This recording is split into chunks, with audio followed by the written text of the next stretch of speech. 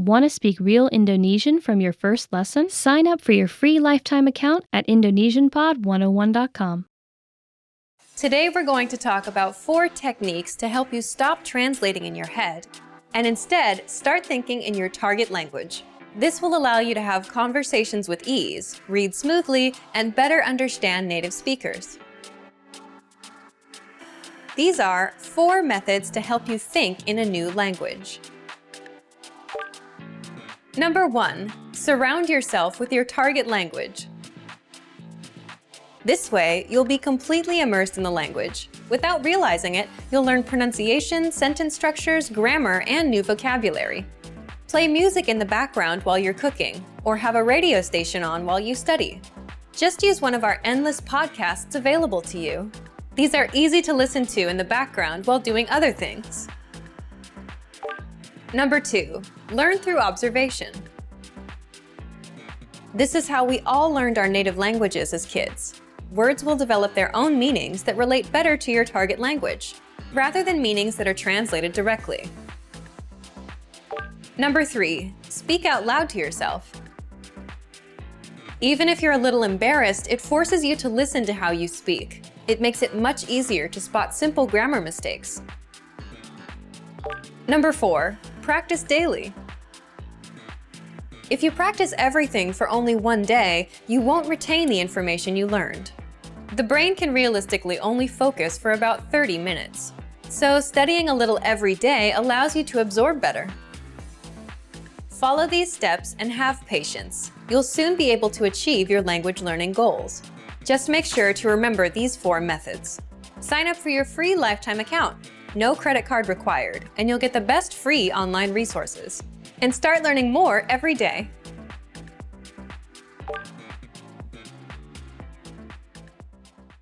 Want to finally start speaking in your target language? In this guide, you'll discover the top 7 ways to practice speaking on your own with our lessons. Let's begin. Number 1, shadowing. Shadowing is a proven learning technique where all you do is repeat what you hear in order to practice speaking. So access any audio or video lesson on the site and press the play button to start. Then, as you listen or watch, just repeat the conversations. Or, even easier, read along out loud with the dialogue section. The script is right there in front of you. With our lessons, you can master entire conversations, just like that. Number 2, read out loud. I just mentioned it, but reading out loud is another powerful tactic and deserves its own mention. With every lesson, you get written transcripts and translations. So, as you play the lesson, read the dialogue out loud as you hear it. Why? By reading out loud, you're also practicing your speaking skills. You can do this with the lesson notes, the lesson transcript, or the dialogue tool. With the dialogue tool, you can listen to each line again and again, and repeat out loud until you master them all. Number 3, speed up your reading to speed up your speaking. Being able to speak without thinking is a sign of language mastery. If you're talking to a native and can respond quickly, they'll assume that you're fairly fluent. How can you do this? When you read out loud, try increasing your speed a little bit every time. So, start by reading with the dialogue tool. If you're like most learners, you'll read the first line slowly. That's because you're still getting used to the words, which is okay. Reread it. On your second try, you know most of the words, and you'll read a little faster. Reread it again. On your third try, you'll be even faster, at a native speaker's speed. And being able to read these phrases out loud and fast will help you speak fast. Number 4, record and compare yourself with native speakers. In order to sound like a native speaker, you must imitate native speakers. So here's how. Access the voice recorder, which is in the dialogue study tool in every lesson. Click on the microphone icon.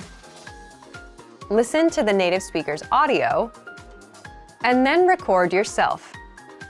You can then compare the 2 recordings side by side, and practice and try again and again until you perfect your pronunciation. Number 5, get feedback from our Premium Plus teacher. If you're learning by yourself and don't have access to real teachers, then you can always get feedback from our Premium Plus teachers. With the My Teacher tool, you can record yourself speaking and send the audio file to the teacher. They'll review it and tell you what to improve and how. That's it. Number 6, level up your speaking with Premium Plus assignments. With Premium Plus, you can also get assignments that cover reading, writing, listening, and even speaking from your teacher. These assignments can be tailored to your goals and needs. You get a new one every week, or anytime you're ready for a new one. Number 7, get even more lessons in the lesson library. If you want even more lessons on speaking and conversations, visit our lesson library and under Category, choose Conversation. You'll get all of the pathways and lessons that are focused on speaking. If you enjoyed these tips, hit the like button, share it with anyone who's trying to learn a language, and subscribe to our channel. We release new videos every week. And if you're ready to finally learn language the fast, fun, and easy way, and start speaking from your very first lesson, get our complete learning program. Sign up for your free lifetime account right now. Click the link in the description. I'll see you next time. Bye! You've decided to study a new language, so now what? Well, you want to become fluent fast, right? Here are the top 5 shortcuts to learning a language. Number 1, create a study schedule and set some goals. Many language learners are unorganized. Creating a schedule allows you to free up time to study consistently. Goals give you motivation and something to strive for. Number 2, make it fun. If you learn how to make your study time enjoyable, chances are you'll be more inclined to study. Watch a TV show with subtitles or listen to some music. Number 3, find a language partner. This is the best way to improve your conversation skills. It will help you gain fluency even faster and increase confidence when speaking. Number 4, use word lists to build up a solid vocabulary. This is a great way to build up your fluency, one word at a time. Luckily, we have all the word lists you need, with a range of topics, from food to love. Choose whichever language you want to study and go. Number 5, don't be afraid to make mistakes. Nothing helps you improve more than correcting your own errors. You're more likely to remember it correctly the next time around. Everyone makes mistakes. Don't be afraid to learn from them. There's no magical way to learn a new language overnight, but doing all of these can really help your learning process. And remember, if you're interested in getting on the fast track to fluency, sign up for your free lifetime account. No credit card required, and you'll get the best free online resources. Start learning now. Halo semuanya, nama saya Vira. Hi everybody, I'm Vira. Welcome to IndonesianPod101.com's Bahasa Indonesia dalam 3 menit. The fastest, easiest, and the most fun way to learn Indonesian. In the last lesson, we learned how to use the verb datang, to come. We will now jump into our lessons dedicated to question words in Indonesian.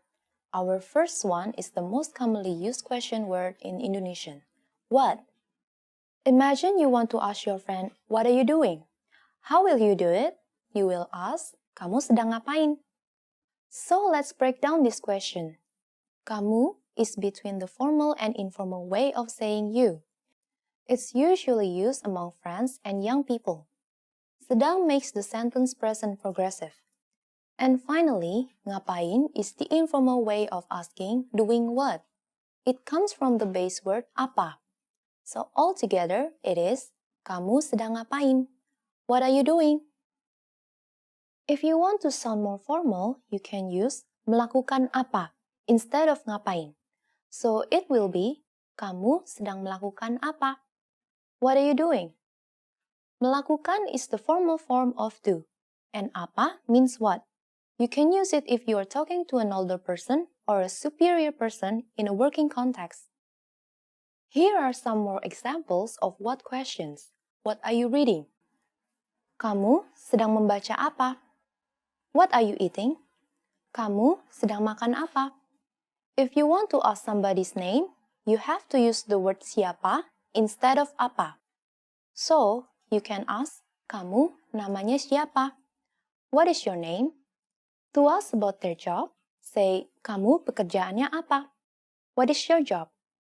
Namanya means the name, and pekerjaannya means the job.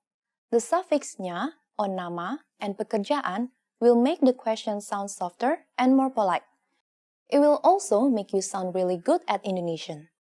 Now it's time for Vera's Insights. Watch out for questions in Indonesian that enable various possible answers. For example, which one do you prefer? Kamu suka yang mana? In this case, you have to use mana, meaning which or which one. In this lesson, we'll learn how to ask what questions. In the next lesson, we will learn about where questions. I'll be waiting for you in the next Bahasa Indonesia dalam 3 menit lesson. Sampai jumpa lagi. Want to speak real Indonesian from your first lesson? Sign up for your free lifetime account at IndonesianPod101.com. This time, we are going to ask where questions. Imagine you're talking with your friend on the phone and want to know where he is. You will ask him, kamu sedang di mana? This is the exact translation of where are you? So let's break down this question. First, we had kamu, which is you in Indonesian. It's in between formal and informal. Sedang puts the sentence in the present progressive tense. Di means at. Finally, mana is where. Altogether, it is kamu sedang di mana? Where are you? So in Indonesian, where is mainly translated as mana. If you want to ask where do you live, you will say, kamu tinggal di mana? But be careful.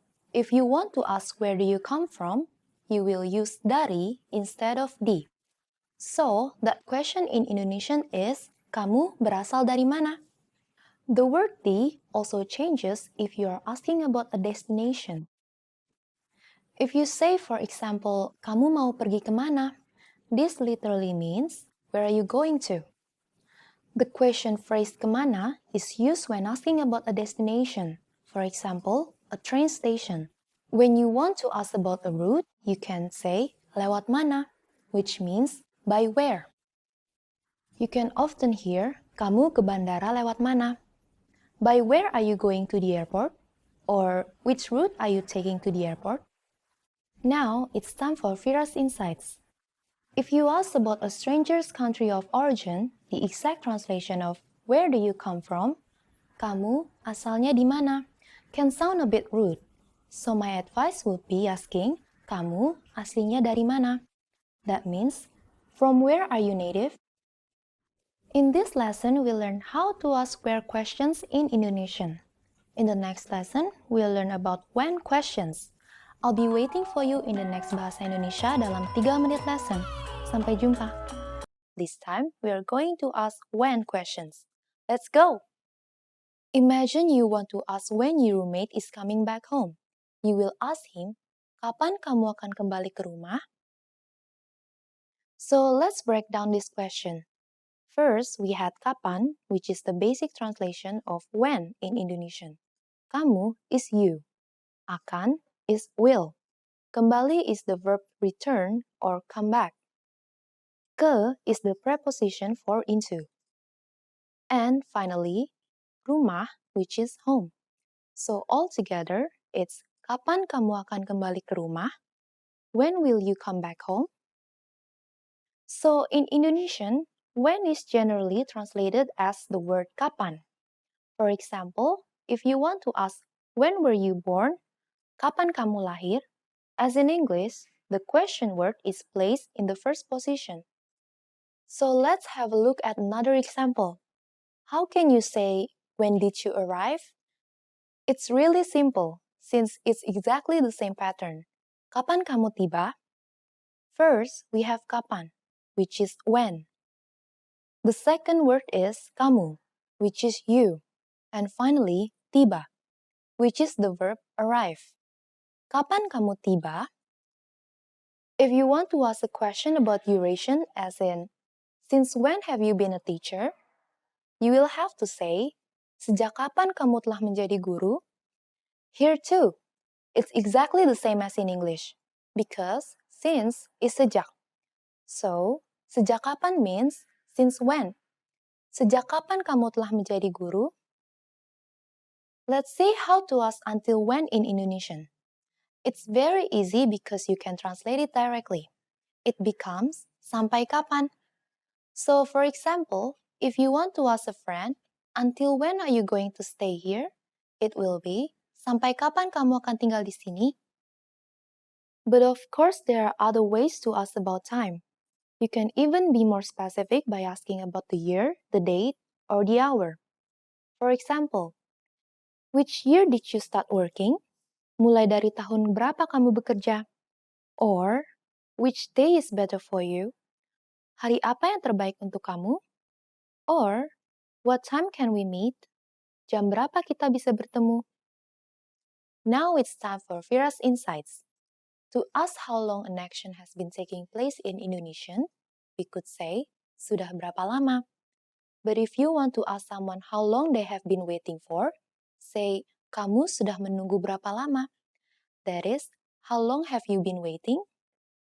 I'll be waiting for you in the next Bahasa Indonesia dalam 3 menit lesson. Sampai jumpa lagi. This time, we're going to ask who questions. Imagine you want to ask your friend who the attractive girl just behind them is. Here the question you can ask is, siapa gadis menarik di belakang kamu? So let's break down this question. First, we had siapa, which is the basic translation of who in Indonesian. Gadis is the formal word for girl. Menarik is attractive. Di is the preposition for at. And finally, belakang kamu, which is behind you. Altogether, it is, siapa gadis menarik di belakang kamu? Who is the attractive girl behind you? So, in Indonesian, who is mainly translated as siapa. For example, if you want to ask who are these people, you will say, siapa orang-orang ini? Siapa can also be used to ask who did something. For example, in a museum, you can ask, siapa yang melukis ini? This means, who painted this painting?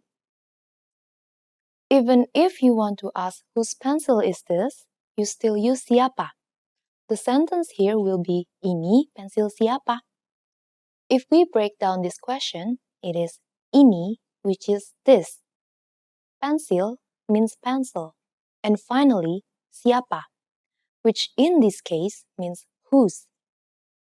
You can also use the word siapa to ask, for whom is it? In Indonesian, we use the formula untuk siapa. So if you want to know for whom is this piece of cake, it will be, kue ini untuk siapa? Now, it's time for Vira's Insights.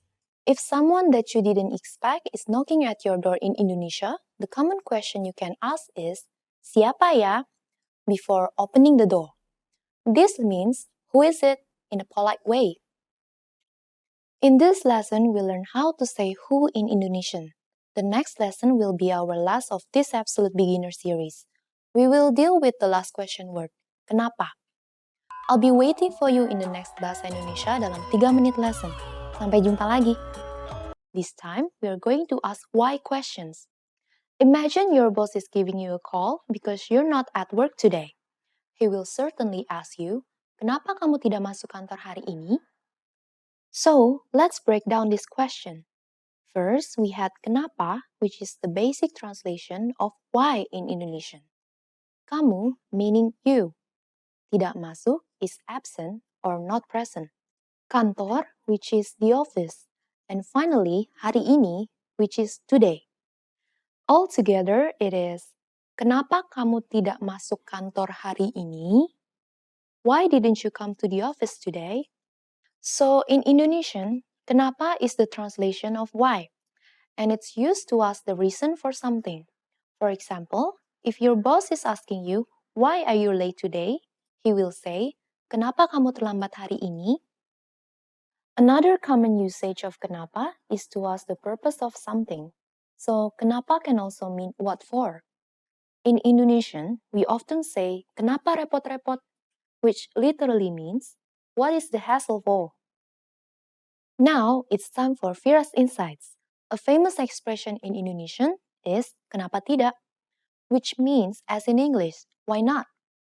You can use it to say yes to a suggestion if you're not really excited about it, or if it was not planned in advance. For example, if a friend asks you suddenly, "Do you want to go to the movies tonight?" You can answer, "Kenapa tidak?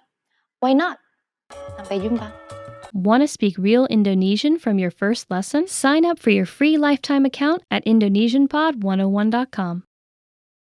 Hey everyone! Welcome to your monthly review, the monthly show on language learning, where you discover new learning strategies, motivational tips, new study tools, resources, and where we show off learners like you speaking the language. That is, if you're brave enough to participate and become language learning famous. All the materials mentioned in this video are available for you right now on our website.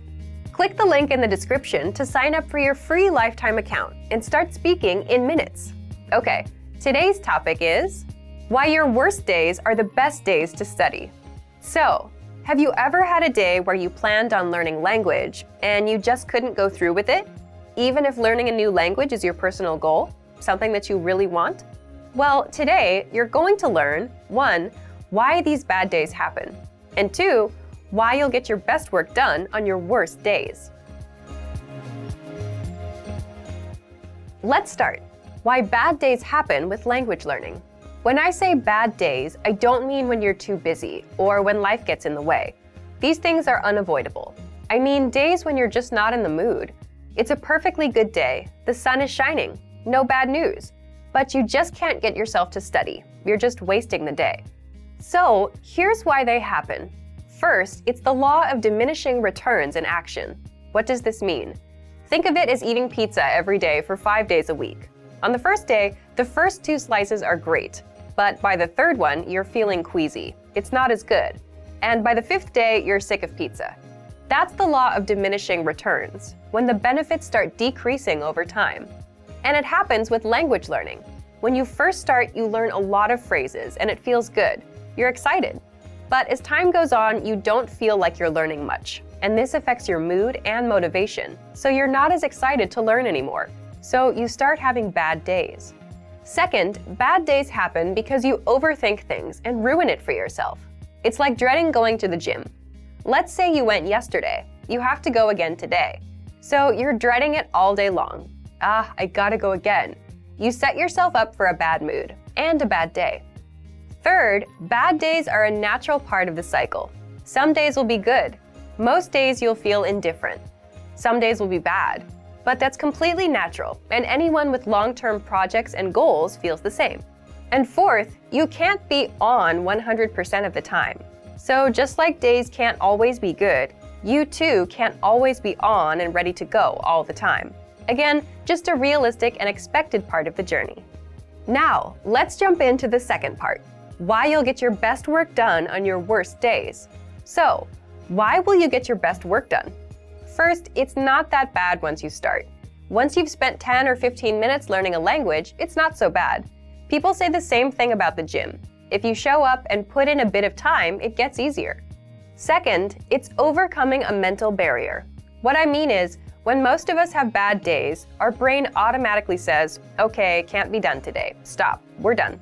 But if you just work through it, you don't take these bad days so seriously anymore. And that means you're more likely to stick with your language learning goal. This brings us to the next point. Third, it's your best work because working on a bad day only strengthens your habit of language learning.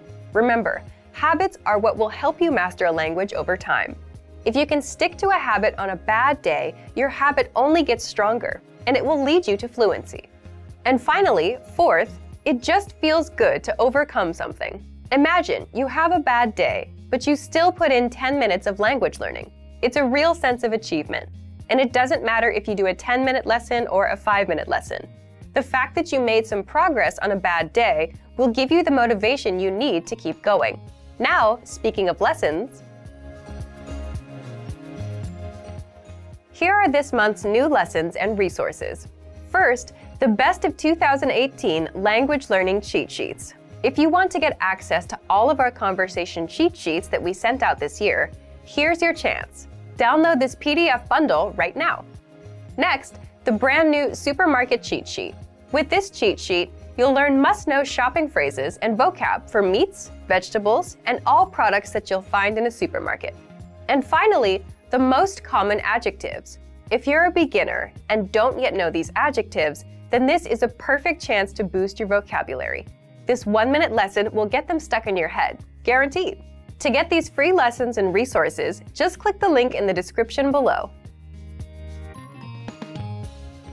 All right, everyone. Now we're asking you to submit a video or audio file of yourself speaking the language. If you do, you'll win 3 free months of access to our learning program, which includes your very own teacher. Here's the challenge for you. Yes, everyone watching this. Record a 30-second to 1-minute video or audio clip. Introduce yourself in the language. Share your name, where you're from, and why you're studying this language. And you'll win a 3-month Premium Plus subscription. To submit, click on the link in the description. Sign up for your free lifetime account. Then, fill out the form. Attach the audio or video file, and press submit. We may feature you in next month's episode. So a lot of learners will see you and your progress, and will hopefully get inspired to improve and master the language. To submit a recording, click the link in the description and follow the instructions on the page. So thank you for watching this episode of Monthly Review. Next time, we'll talk about how to set achievable language learning goals and resolutions. In the meantime, submit your recording if you're brave. Like and share this video, and leave a comment to tell us what language learning tactics you'd like us to talk about. See you next time. Bye!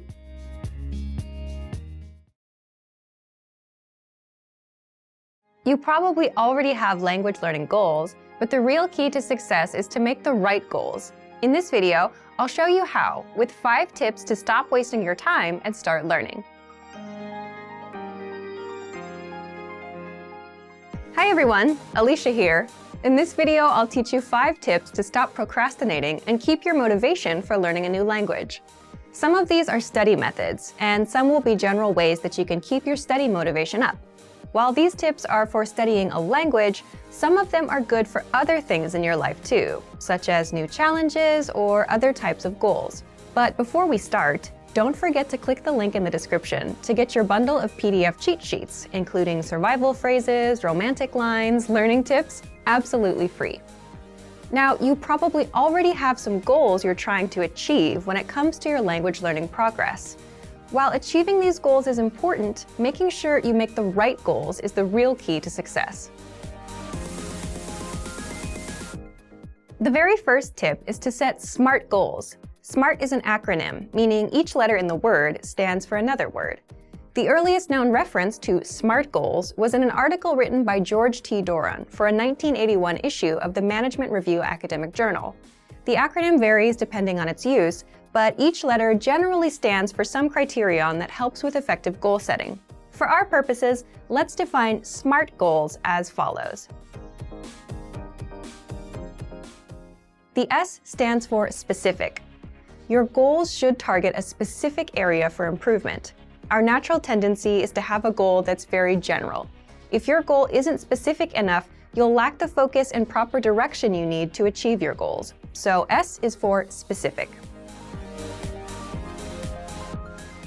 M stands for measurable. Your goals should be quantifiable.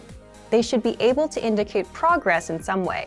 You have to be able to track your progress, otherwise you won't know if you're getting any closer to your goal. As you see yourself getting closer and closer to your goal, your motivation will go up. So your goals need to be measurable. A stands for achievable. Your goals have to be achievable. Many people want to become fluent in their target language immediately. However, this goal is unrealistic. Your goals have to be achievable. If your goal is too challenging for your current level, it will only demotivate you when you aren't where you think you should be.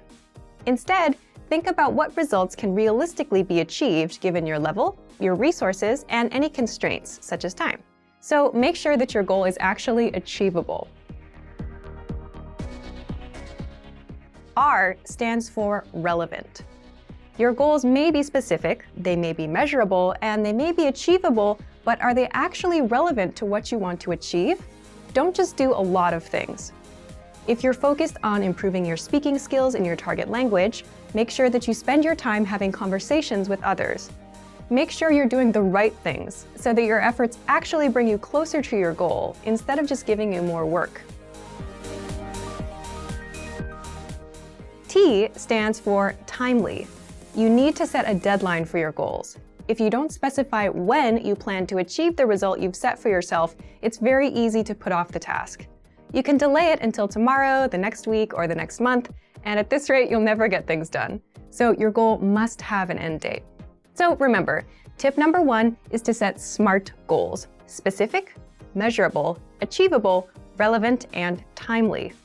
So, for example, a goal you could make is registering for a challenging test, a test that's a little bit beyond your current level. I hate failing, so if I register for a challenging test, I'm motivated to study because I don't want to fail. This is a good example of a SMART goal because tests are specific. There are tons of different tests focused on speaking, grammar, and comprehension. Pick a test that can measure the specific area in which you'd like to grow. Measurable. Tests are measurable. Every test measures your performance to some degree. Whether it's a total count of right and wrong answers or a simple pass or fail, every test measures your performance. Tests are achievable. There's an important detail to remember here, though. Find a test that is achievable for you. If you're a beginner, then the most advanced test is probably not right for you. Find one that's meant for beginners. Then, after that one, work your way up to more advanced tests in the future. Tests are relevant. Most, if not all, language tests are designed to ensure that you're capable of performing to a set standard in your target language. Lower-level tests are designed to ensure that you can handle the most essential aspects of your target language. But there are tests for all levels, including higher education entry exams that could be difficult, even for native speakers. Pick the one that's right for you. And finally, tests are timely. If your test is completed in a physical location, then this one is obvious. You have to be at that spot at the set time, ready to take the test. There's no wiggle room. But even online tests will most likely have a deadline for you to complete them. The second tip to help you stop procrastinating and to keep your motivation up is to create a diary or social media account that you can update every day. This may seem simple or even unrelated to language learning, but by creating a diary in your target language, you have the chance to actually create in the language itself. Creating a diary is also a great way to practice writing in your target language. Another method is to create a social media account, which gives you the chance to connect with other people who are working toward the same goals as you. Maybe they can even give you feedback on your writing. If you're following people online who regularly share good resources, those can be really helpful for you too. It lets you find new tools that can encourage and motivate you, especially if they relate to some of your other interests, such as music or books in other languages. This is a really good way to take a few minutes every day to work towards your goal, without it even seeming like work. The third tip is to focus on understanding a specific TV show or movie. Try to watch a movie in your target language without any subtitles, or try to understand your favorite TV show that's in your target language. If you don't already have a goal like this, it can be a fun way to practice. If your friends often talk about a particular TV show, it could be a good way to study, and a fun way to keep your motivation up together. Plus, TV shows and movies often use the language in a way that's vastly different from the conversations provided in traditional textbooks, so you often get to hear different vocabulary choices. It's a very powerful way to learn a language and end up sounding more like a native speaker. Tip number 4 is to enroll in a regular language course. Register for something you have to go to or you have to participate in regularly, meaning every week or 2 times a week or maybe even every day. The point of this is it's something that gives you a pattern to follow. Forming a study habit will help you progress very quickly. It will make it easier for you to achieve your language learning goals. Once you form the habit, you won't even have to think about starting each time. It'll just be natural. Have something that you must take responsibility for. You'll be more motivated to continue if there are others, especially classmates or a teacher, watching you progress. Look for resources inside your community, and if there are no opportunities there, look for things digitally. You can find many of our videos on YouTube, on Facebook, and of course, our entire video and audio lesson library on our website. The lessons on our website also come with assignment courses, so you can test your knowledge. The last tip is to make your goal public. Share your goal. Tell people about your goal. For example, if you want to give a business presentation in your target language this year, then tell your colleagues or your boss about it. Some people may find what you're doing interesting, and they can support you. This kind of pressure can help push people forward who have trouble motivating themselves alone. By telling others about your goal, you'll feel more accountable. Because you told somebody that you were planning on doing something, there's an underlying sense of guilt if you don't accomplish the task. You may feel that you have failed your peers in some way, even if there's no direct pressure from them. Using this technique, you can push yourself into moving forward toward your goal, especially at times when you feel the least motivated. And that brings us to the end of our 5 tips to stop wasting time and start learning a language. We've talked a lot about how to set goals for yourself and think about new challenges.